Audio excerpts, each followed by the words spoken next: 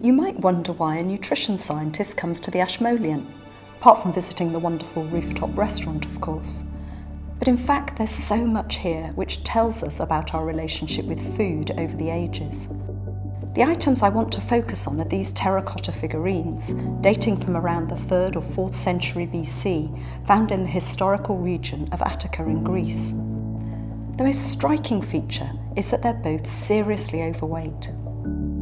They caught my attention because most of my research relates to obesity. The number of people who are obese has increased substantially in the last 50 years or so, not just in Europe and North America, but throughout the world. These figurines are a reminder that some people have been obese in every society throughout history, except at times of severe food shortage.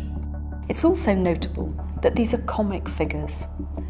The idea of the jolly fat person persists today, and unfortunately this often leads on to making fun of people who are overweight.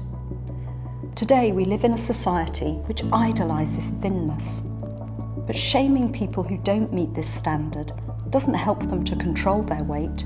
In fact, it often makes it harder. I work in the Nuffield Department of Primary Care Health Sciences, and we've learnt two important things in our research about obesity.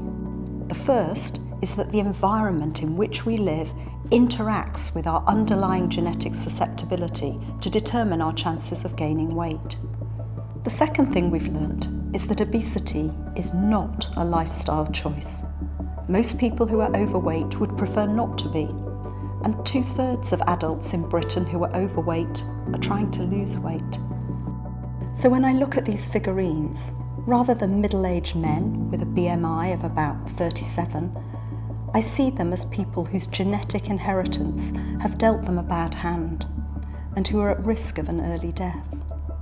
Rather than being the focus of our jokes, in fact, they need our support to lose weight.